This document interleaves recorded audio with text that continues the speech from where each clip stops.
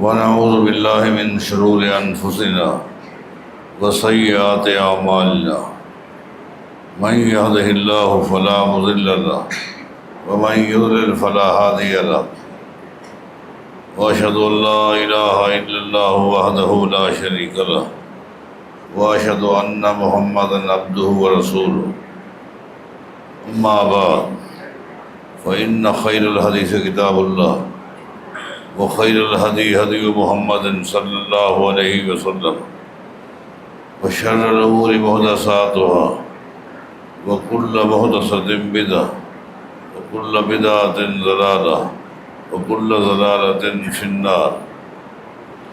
أعوذ بالله من الشيطان الرجيم. بسم الله الرحمن الرحيم. يوم تبيض وجوه وتسود وجوه فأما الذين اسودت وجوههم أكفرتم بعد إيمانكم فذوقوا العذاب بما كنتم تكفرون واما الذين ابيضت وجوههم ففي رحمة الله هم فيها خالدون. محدثین کی یہ خدمات اور محنت کوئی معمولی ہے. ایک ایک حدیث کو حاصل کرنے کے لیے کتنے لمبے لمبے انہوں نے سفر کیے ایک ایک حدیث کو لینے کے لیے.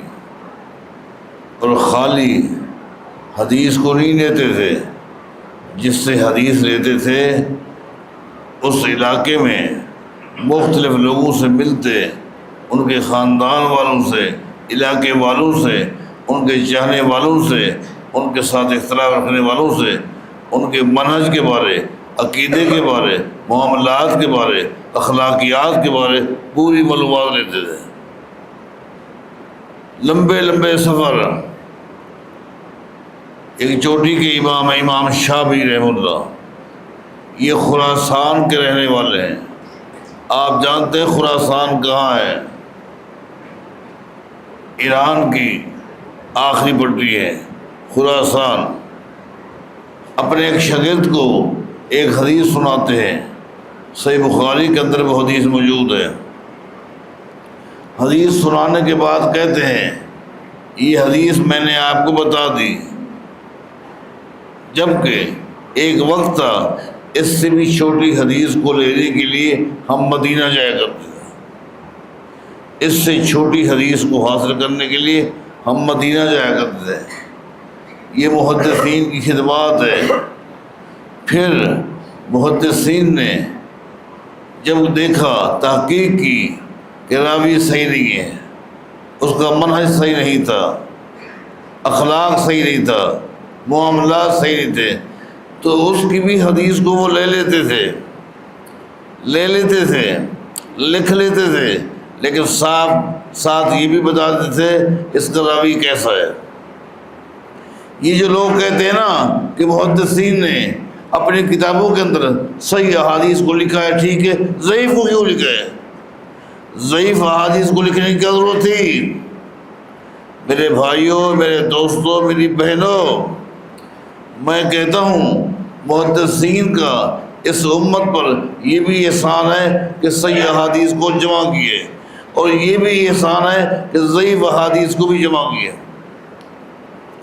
اگر وہ جمع نہ کرتے اور ضعیف احادیث کا تعارف نہ کراتے، پہچان نہ کراتے، ہمیں کون بتاتا؟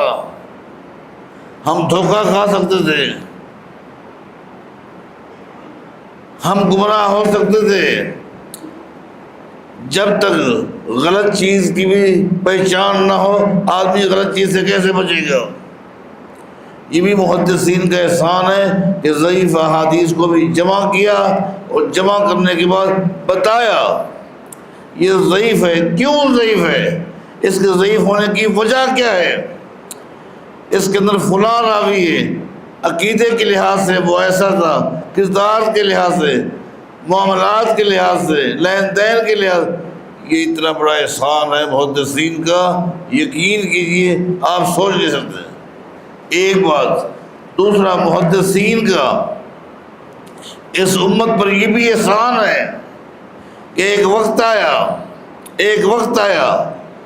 کچھ لوگوں نے منصوبہ بندی کے تحت لوگوں کو گمراہ کرنے کے لیے نبی علیہ السلام سے کی احادیث سے ہٹانے کے لیے ایک اور حربہ اختیار کیا۔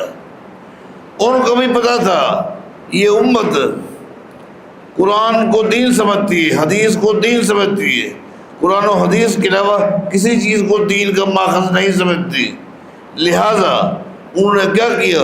خود ساختہ روایات، خود ساختہ حدیث، من گھڑت روایات اس امت کو بتانا شروع کر دی۔ نبی علیہ السلام فرماتے ہیں، یہ بھی اللہ کے نبی کا فرمان ہے، یہ بھی اللہ کے نبی کا فرمان ہے، من گھڑت قوم کو برباد کرنے کے لیے، قوم کے عقیدے کو، عمل کو، کردار کو، معاملات کو تباہ کرنے کے لیے روایتیں گھڑی، من گھڑت روایات۔ امت عام آدمی تو نہیں سمجھتا، ہر آدمی کے اندر تو یہ صلاحیت نہیں ہے مجلس لگا کر جی نبی علیہ السلام کا یہ فرمان ہے، یہ فرمان ہے، یہ فرمان ہے، من گھڑت روایات سنانا شروع کر دیں۔ جب محدثین کو اس فتنے کا پتہ چلا کہ اس طریقے سے امت کو گمراہ کیے جا رہے ہیں، انہوں نے چھان بین شروع کر دی۔ اللہ اکبر، بڑی معروف بات ہے، خلیفہ ہارون الرشید، آپ نے نام سنا ہوگا، یہ بہت بڑے امام بھی تھے، بہت بڑے محدث بھی تھے، وقت کے خلیفہ بھی تھے۔ ان کو کسی نے بتایا کہ ہمارے ایک علاقے میں آدمی رہتا ہے، زندیق ہے، زندیق کہتے ہیں اس آدمی کو جو اپنی باتوں کو اللہ کے نبی کی احادیث کہے، اپنی باتوں کو نبی علیہ السلام کی طرف منسوب کرے، باتیں اس کی ہیں، باتیں اس کی ہیں، لیکن منسوب کرتا ہے، نسبت کرتا ہے کن کی؟ نبی علیہ السلام کی طرف۔ زندیق ہے ہمارے علاقے میں۔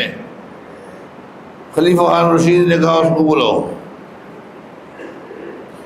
جب اس کو بلایا گیا، اس سے پوچھا گیا، اس نے کہا جی ہاں، جی ہاں میں ایسا کرتا ہوں۔ فَأَمَرَ بِقَتْلِهِ، خلیفہ ہارون رشید نے کہا جو اپنی باتوں کو نبی علیہ السلام کی طرف منسوب کرے، میرے نزدیک اس کی سزا یہ اس کو قتل کر دیجیے، جاؤ اس کو قتل کر دو۔ اس زندیق نے خلیفہ سے کیا کہا؟ کہنے لگا یا امیر المومنین این انت، یا امیر المومنین این انت عن 4000 حدیث قد وضعتها فیکم احل فیہ الحرام وحرم فیہ الحلال۔ اے مسلمانوں کے خلیفہ، تو کیا سمجھتا ہے جب میں قتل ہو جاؤں گا تو یہ امت جس کو ہم نے ایک بدترین فتنے کے اندر مبتلا کیا ہے یہ محفوظ ہو جائے گی؟ آپ کو پتہ ہے میں نے مختلف مجالس کے اندر، محافل کے اندر بیٹھ کر 4000 من گھڑت روایتیں اس امت کے دل و دماغ میں بٹھا دی۔ بتاؤ یہ کتنا بڑا فتنہ تھا۔ 4000 جھوٹی حدیثیں میں نے اس امت کو پڑھا دی ہیں، سنا دی ہیں، سمجھا دی ہیں، اور وہ من گھڑت روایات بھی ایسی تھی کہ دین اسلام میں جن چیزوں کو حلال کیا تھا میں نے ان من گھڑت روایات کے ذریعے ان کو حرام کر دیا، جو چیزیں حرام تھیں ان کو حلال کر دیا، جو حلال تھی حرام کر دیا۔ میرے مر جانے کے بعد، میرے قتل ہو جانے کے بعد اس امت کے دل و دماغ میں یہ جو 4000 جھوٹی روایتیں میں نے بٹھا دی ہے، کون نکالے گا؟ کون نکالے گا؟ اب تو وہ یاد کر چکے، ان کے دماغ میں بیٹھ چکی، کون نکالے گا؟ قربان جائیں، خلیفہ ہارون رشید نے کیا کہا یا زندیق، او زندیق، این انت عن ابن المبارک و ابی اسحاق فانہما یخرجان حرفا حرفا۔ اے زندیق، زمین کے جس خطے پر تو نے اس امت کے دل و دماغ میں 4000 جھوٹی روایات بٹھا دی ہیں زمین کے اسی خطے پر۔ اللہ تعالیٰ نے عبداللہ بن مبارک جیسا محدث پیدا کیا ہے، ابو اسحاق جوزجانی جیسا محدث پیدا کیے، اور اللہ تعالیٰ نے ان محدثین کو یہ صلاحیت دی ہے کہ جھوٹی روایات کے ایک ایک حرف کو صحیح حدیث سے نکال کے پھینکنا جانتے ہیں۔ یہ کتنا بڑا احسان ہے، یہ کتنی بڑی قربانی ہے محدثین کی۔ یہاں پر میں ایک اور بھی نقطہ بیان کر دوں، جن بعض دوستوں کے ذہن میں یہ بات ہے کہ جو فقہا ہیں ان کا مقام محدثین سے زیادہ ہے۔ جو فقہا ہیں، آپ سمجھتے ہیں جو فقہا ہیں ان کا مقام، ان کی شان، ان کی عظمت محدثین کے مقابلے میں زیادہ ہے، جبکہ معاملہ الٹ ہے۔ جو مقام محدثین کا ہے اس کی وجہ یہ ہے کل محدث امام فقیہ ولیس بکل فقیہ محدث، اس لیے ہر محدث فقیہ ہے، لیکن ضروری نہیں کہ جو ہر فقیہ ہو محدث ہو۔ فقیہ جو ہے وہ محدث کے دروازے پر جاتا ہے، محدث فقیہ کے دروازے پر نہیں جاتا۔ فقیہ محدث کے دروازے پر جاتا ہے، اس سے حدیث لیتا ہے، اس سے حدیث لیتا ہے، حدیث سنتا ہے، حدیث سمجھتا ہے، اس کے بعد جا کر استنباط کرتا ہے۔ آپ نے اس بات کو سمجھنا ہو تو بر صغیر پاک و ہند میں ایک ایسی شخصیت گزری ہے کہ آج تک اہل الحدیث کہتے ہیں وہ اہل الحدیث تھے، اہل سنت والجماعت کہتے ہیں وہ اہل سنت والجماعت تھے، ہر ایک ان کو اپنا امام سمجھتا ہے۔ وہ کون ہے؟ شاہ ولی اللہ محدث دہلوی رحمہ اللہ۔ ایک ایسی علمی شخصیت گزری ہے، آج تک اہل حدیث ہوں اہل سنت ہوں سب ان کو اپنا امام مانتے ہیں۔ میں کہتا ہوں وہ سب کا امام ہوں۔ ان کی ایک کتاب ہے حجت اللہ البالغہ، انہوں نے اپنی اس کتاب کے اندر فقہا کو 2 حصوں میں تقسیم کیا۔ انہوں نے اپنی اس کتاب کے اندر فقہا کو 2 حصوں میں تقسیم کیا ہے۔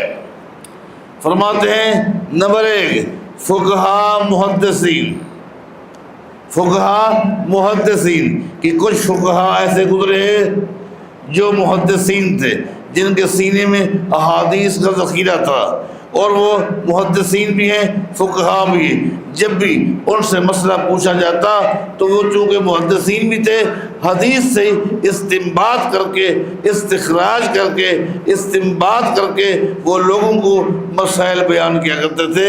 یہ فقہا محدثین ہیں۔ یہ کون ہیں؟ فقہا ہیں اور محدثین بھی ہیں، ان کے سینے میں احادیث ہے، یہ محدثین ہیں۔ فقہا ہے، صلاحیت ہے، حدیث سے مسائل لوگوں کو بیان کرتے ہیں، یہ فقہا محدثین ہیں۔ اور آپ کتاب کو پڑھ کے دیکھیں، قربان جائیں شاہ ولی اللہ محدث دہلوی رحمہ اللہ نے فقہا محدثین نے بطور مثال کے 2 فقہا کا نام لیے ہے، 2 فقہا کا نام لیا ہے۔ یہ دیکھیں یہ فقہا بھی ہیں محدثین بھی ہیں، جب بھی ان سے مسئلہ پوچھا گیا انہوں نے حدیث کی روشنی میں لوگوں کو جواب دیا۔ وہ 2 کون ہیں جن کا نام شاہ ولی اللہ محدث دہلوی نے اپنی کتاب میں ذکر کی ہے؟ فرماتے ہیں نمبر 1 امام احمد بن حنبل، امام احمد بن حنبل رحمہ اللہ۔ فرماتے لوگوں یہ امام بھی ہے اور یہ فقیہ بھی ہے اور محدث بھی ہے۔ انہوں نے جب بھی مسئلہ بیان کیا حدیث کی روشنی میں۔ نمبر 2 کون؟ امام بخاری رحمہ اللہ۔ یہ 2 نام لیے انہوں نے کہ بطور مثال کے دیکھیں امام احمد بن حنبل ہیں، یہ فقیہ بھی ہیں محدث بھی ہیں، امام بخاری امام بھی ہیں اور فقیہ بھی ہیں محدث بھی ہیں۔ اور کہا کہ نمبر 2 کچھ فقہا سے فقہا جو ہیں وہ اہل الرائے ہیں، فقہا اہل الرائے، یعنی کچھ فقہا ایسے ہیں جن کے پاس حدیثیں نہیں تھیں، حدیث کے میدان میں وہ بیچارے مسکین تھے، حدیث کے میدان میں وہ مسکین تھے، یتیم تھے، ان کے پاس حدیثیں نہیں تھی لیکن فقیہ تھے۔ جب حدیثیں ان کے پاس نہیں تھی تو جب ان کے پاس لوگ آتے، مسئلہ معلوم کرتے، حدیث ان کے پاس ہوتی تو حدیث سے مسئلے کو بتاتے، لیکن چونکہ مسکین تھے اس لیے جب بھی ان سے پوچھا گیا جو چند حدیثیں ان کو یاد تھی تو ٹھیک ہے، ورنہ اپنی عقل سے یہ اس ہستی کا نام بتا رہا ہوں جس کو ہم سب اپنا امام مانتے ہیں، کہتے ہیں کہ یہ فقہا تھے، لیکن فقہ اہل الرأی تھے، ان کے پاس حدیث کا علم نہیں تھا، بہت کم تھا، لہٰذا جب بھی ان سے مسئلہ پوچھا جاتا اپنی عقل سے، اپنی رائے سے اس کا جواب دیتے۔ تو بطور مثال کے انہوں نے دو فقہا کا نام لیا ہے کہ دیکھیے یہ دو ہیں، دونوں فقیہ ہیں، لیکن دونوں بیچارے حدیث کے میدان میں مسکین تھے، یتیم تھے، حدیثیں بہت کم تھی، یہ اہل الرأی تھے، جب بھی مسئلہ پوچھا جاتا اپنی عقل سے، رائے سے دیا کرتے تھے۔ وہ تو کون ہیں؟ فرماتے نمبر 1 ابراہیم